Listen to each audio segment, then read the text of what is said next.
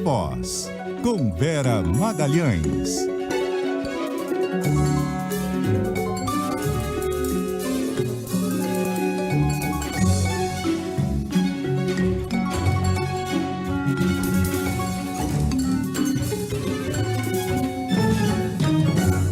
Oi, Vera, boa noite, tudo bem? Oi, Carol, boa noite. Boa noite, Muniz. Boa noite a todo mundo que nos ouve e nos assiste. Boa noite, Vera. Vera, vamos começar falando da situação dos brasileiros que estão lá em Gaza. Finalmente conseguiram autorização para sair, mas aí a fronteira fechou de novo. Agora o Itamaraty diz que não tem previsão. Como é que fica a situação, hein? Dramático isso, né, Carol? Porque eles chegaram a ser transportados de ônibus para o posto de fronteira que fica perto ali da cidade egípcia, por onde está sendo feita a retirada dos civis de outras nacionalidades, em Rafah.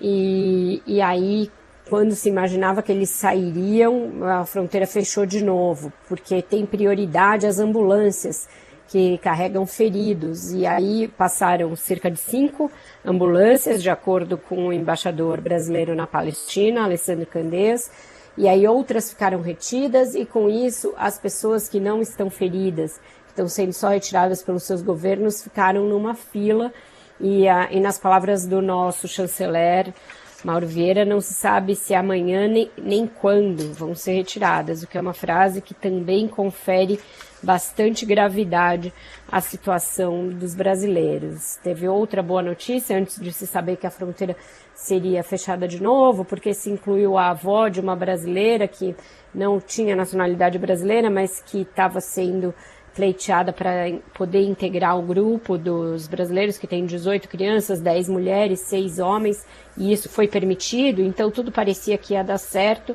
e aí esse novo fechamento atrapalhando aí essa solução desse capítulo, mais um capítulo dramático dessa guerra. O Itamaraty continua empreendendo esforços, o presidente Lula conversou também com o presidente de Israel, com o presidente do Egito, o presidente da autoridade palestina, mas a gente não pode garantir, não pode assegurar se isso vai dar certo no fim de semana ou se vai sempre esbarrar nessa prioridade dada às ambulâncias, mesmo porque não estão podendo sair muitas, elas vão saindo a conta-gotas, e isso acaba formando um funil que dificulta a saída de todo mundo ali pela fronteira do Egito. Realmente uma situação bastante grave no contexto geral da guerra, essa dificuldade que o Muniz descreveu agora no repórter CBN, porque Israel não aceita o cessar-fogo e não aceita nem a redução dos bombardeios e dos ataques por terra por alguns dias, fez aí tréguas de poucas horas, então o número de feridos, o número de mortos vai aumentando, inclusive baixas dos combatentes israelenses, pela dificuldade de você lutar no território, que a gente já sabia que era uma das características que esse conflito teria, pela existência ali de minas, de túneis, então tudo muito, muito, muito grave, e a questão diplomática também não avança, também ela vai encontrando obstáculos para prosperar. Vera, essa situação tem o drama aí dos brasileiros que estão ali e tem a expectativa dessa costura diplomática, né, para se chegar à liberação deles. Mas em meio a tudo isso, teve alguns bolsonaristas ali indo às redes sociais tentando até surfar aí nessa expectativa por esse acordo diplomático. Até numa situação como essa, está tendo uma politização. É vergonhoso isso, Muniz, e não foram só os bolsonaristas. O próprio ex-presidente Jair Bolsonaro, numa declaração a uma emissora de TV, deu a entender que teria sido ele, graças aos seus contatos com o governo israelense, que teria obtido a autorização para a retirada do... Acho que a gente teve uma falha aqui no áudio da Vera. A gente já vai reconectar aqui para retomar. Acho que a Vera voltou. Tá ouvindo a gente, Vera? Acho que ainda não. Voltou e parou de novo. Alguma interrupção ali.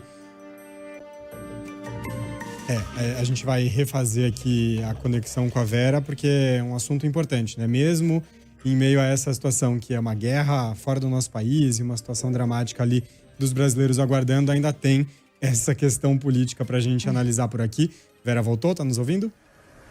Estou no ar, estou ouvindo, desculpa, foi uma fonte que me ligou bem agora, eu estou avisando para ela que eu ligo depois que terminar o programa. A gente usa um aplicativo aqui só para o ouvinte entender que quando alguém liga, ele cai, por isso que caiu, desculpa. E as apurações voltaram.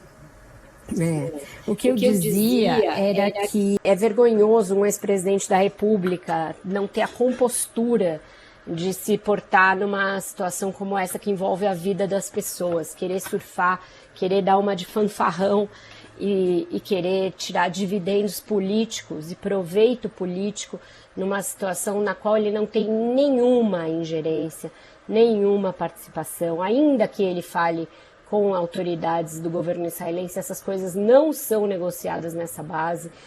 Imagina num conflito esse com tantas dificuldades diplomáticas, se alguém se fiaria na palavra de um ex-presidente investigado para liberar a saída de nacionais de um país. Isso é feito de governo para governo, é feito de autoridade para autoridade. Falei agora, o próprio presidente falando com outros presidentes, o embaixador. Acho que as apurações continuaram por aí. Será que está acontecendo? As fontes estão insistindo, hein? Precisamos ficar de olho. Estou até curiosa. As próximas edições do Viva Voz prometem, viu, Carol? Tem bastante coisa. Se tivesse mais tempo, eu falava para atender a fonte e depois voltar contando o que a fonte disse, que agora eu estou curiosíssima. Exatamente. Acho que a Vera voltou. Voltou? Tá ouvindo, gente, Vera? Eu nem sei até que parte vocês ouviram, porque eu tô que falo mais que o Homem da Cobra aqui. Eu não tinha percebido que tinha caído. Ninguém me ligou agora. Foi algum problema aí, eu acho. Até que parte vocês ouviram? Eu acho que você tá falando da falta de compostura, não, né? Porque o vídeo continuou. Falta de compostura. O Bolsonaro não tem nada a ver com isso. Isso é uma decisão entre governos, minha gente. Numa situação tão grave como essa, em que tudo é decidido ali, tem todos os países querendo retirar os seus cidadãos de lá, como que alguém atenderia um pedido de um ex-presidente que enfrenta investigações aqui, ainda que ele tenha contatos com o governo, porque são ali próximos, mas não é nessa base que é feita uma negociação para a retirada de pessoas de uma região de guerra nessa situação. Então é lamentável que ele tente surfar nessa onda, que um senador da República, presidente de um partido como o Ciro Nogueira, ex-ministro da Casa Civil, embarque nessa onda também de forma brincalhona, porque eles fazem isso de brincadeira, eles sabem que não é assim que funciona. Bom, o tiro meio que saiu pela culatra, não conseguiu furar a própria bolha bolsonarista e não atingiu nem o auge de popularidade dos tempos em que o bolsonarismo estava no poder. Um levantamento da Quest justamente sobre essas narrativas nas redes sociais mostrou que o Bolsonaro sim tentou surfar nisso, que conseguiu menções positivas ali, mas que isso ficou restrito a 23% das mensagens a respeito da situação dos brasileiros em Gaza, ou seja, não chegou nem aqueles 30% que era considerado ali o core, o núcleo duro do bolsonarismo.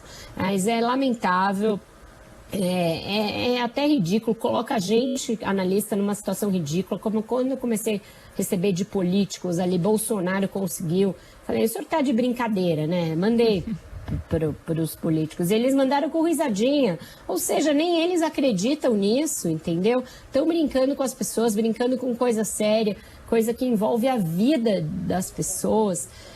Não dá para levar a polarização até a esses lugares, entendeu? Isso é ridículo e isso nos coloca num lugar muito complicado, mais complicado do que nós já estamos. Ô Vera, por falar em Bolsonaro, enquanto todo mundo está de olho aí na delação do tenente-coronel Mauro Cid, o que veio à tona foram revelações feitas pelo ex-sócio do senador Flávio Bolsonaro naquela loja de chocolates no Rio de Janeiro, que já foi alvo de investigação do Ministério Público por suspeita de ser uma fachada ali para lavagem de dinheiro, né? Exato, Carol, e não foi nem no processo das rachadinhas, porque esse a gente sabe foi anulado e vai ter de recomeçar, sabe-se lá quando vai recomeçar, etc. Mas existe uma ação movida por esse ex-sócio, o empresário Alexandre Santini, contra o Flávio Bolsonaro. Ela corre na Justiça do DF e nessa ação em que ele pede aí um recálculo em divisão de gastos e de lucros, ele informa que em mais de uma situação o Flávio Bolsonaro colocou dinheiro vivo e retirou dinheiro vivo ali da loja de chocolates, no que é um dos mais frequentes indícios de lavagem de dinheiro. Você fazer transações em dinheiro vivo, tendo uma empresa, um comércio, alguma coisa assim, como a fachada para justificar isso. Então, ele diz que o Flávio Bolsonaro chegou a tirar em dinheiro vivo 619 mil reais da loja como sendo lucro. Isso nunca foi declarado à Polícia Federal, à Receita Federal em nenhuma maneira. E que ele também teria, no início da operação da loja, lá em 2015, colocado dinheiro em espécie para abri-la, coisa que também fica em contradição com o depoimento que ele deu lá no outro processo que foi anulado, que ele dizia que era dinheiro transferido pela sua mulher que tinha dado origem à loja. Então essa loja segue como um ponto bastante nebuloso aí a explicar a evolução patrimonial da família Bolsonaro e mesmo o fluxo de recursos do gabinete do senador Flávio Bolsonaro quando ele era deputado estadual na Alerj, porque era ali que se dava toda a transação feita por meio do Fabrício Queiroz, que foi seu chefe de gabinete, mas isso tudo corre nessa ação, portanto a gente tem acesso a essas informações, mas não está sendo alvo de uma investigação como deveria, porque os inquéritos todos derivados dos relatórios do COAF foram anulados. O senador Flávio Bolsonaro foi ouvido pelos veículos depois que veio à tona o que o seu ex-sócio disse à justiça e afirmou que vai processá-lo para que ele prove o que está dizendo, que tudo é mentira e que não passa de invenção dele. Mas uma das grandes suspeitas é que o próprio sócio tenha atuado em conluio com isso, sabendo que estava sendo usado como laranja. Então, se a investigação evoluir, ele pode vir a fazer algum tipo de confissão e de entregar o Flávio Bolsonaro de alguma maneira. Então, são muitas as frentes em que a família está sendo investigada. Realmente, a delação do tenente-coronel Mauro Cid é mais grave ali de todos, porque tem uma gama de assuntos que ele pode delatar, mas também surgiu esse caso aí para tirar o sono da família. Vera, a gente está encerrando aí uma semana cheia aqui no país, né? Acho que a votação ali da reforma tributária no Senado é um símbolo disso, ela agora caminha para a reta final. Mas o que não andou nesse tempo todo são as indicações do presidente Lula para a Procuradoria-Geral da República e para o Supremo Tribunal Federal, né? Em que pé que estão essas negociações, hein? Tem alguma expectativa? Previsão? Expectativa tem, né? Mas previsão tem? Não tem, viu, Muniz? E tá parado ainda, segundo me dizem. Ontem começou um burburinho, depois de semanas em que eu ouvia que o ministro da Justiça, Flávio Dino, tinha perdido força para ir para o Supremo Tribunal Federal, começou um burburinho de que ele iria ser confirmado. E eu voltei a fazer a ronda com as fontes que minimamente podem saber disso. Por que minimamente? Porque o Lula não tem aberto esse xadrez para ninguém, ele não tem dito o que ele pretende fazer. Então as pessoas falam ali, com o presidente aqui e ali, elas têm os seus preferidos, elas articulam com os próprios ministros do Supremo, mas ninguém sabe exatamente o que o Lula tem em mente.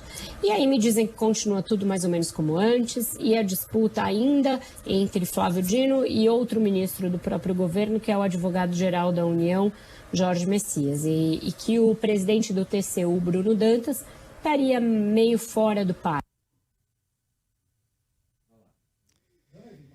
Caiu de novo, né? Caiu mesmo? Caiu. A gente continua com a imagem dela aqui, mas o áudio de fato caiu. Vamos tentar reconectar aí para a gente saber como é que estão essas negociações aí tão aguardadas para os dois cargos. Vera, voltou? Voltei para dar o fecho, isso, está tudo parado. Me dizem que a PGR sairia até antes, mas lá não tem nenhum nome que apareça como favorito, então eu acho que vai mais ainda algumas semanas, não sei nem se sai esse ano o ministro. Eita. Ai, tá oscilando. Mais uma oscilação aí no sinal dela, bem no finalzinho. Porque as pessoas estão me ligando, embora eu já tenha pedido para não ligar, mas claro, tá acabando. Uma coisa muito importante aí acontecer. Com a música, porque as pessoas estão insanas. Só falta eu falar, não, sai esse ano e alguém tá me ligando para falar o ministro do Supremo, mas espero que não seja. Aí você volta aqui, hein? Qual a música, Vera? Bom, a gente vai de uma música aí alusiva a esse aparecimento desse personagem, o sócio do ex-prefeito, ex-deputado e atual senador Flávio Bolsonaro. E também é uma boa, né? Fim de semana chegando, todo mundo quer um chocolatinho, embora esteja calor demais, até para chocolate. Mas vamos de Marisa Monte. Chocolate é bom em qualquer temperatura.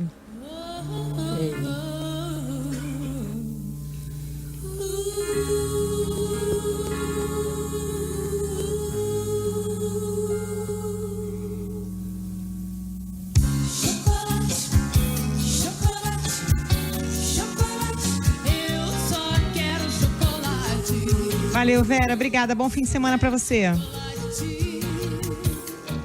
Valeu, Vera. Um Foi de beijo. Agora foi. Mas já tinha concluído. Agora deu para concluir tudo. Fica o beijo aí para Vera. Beijo, Vera.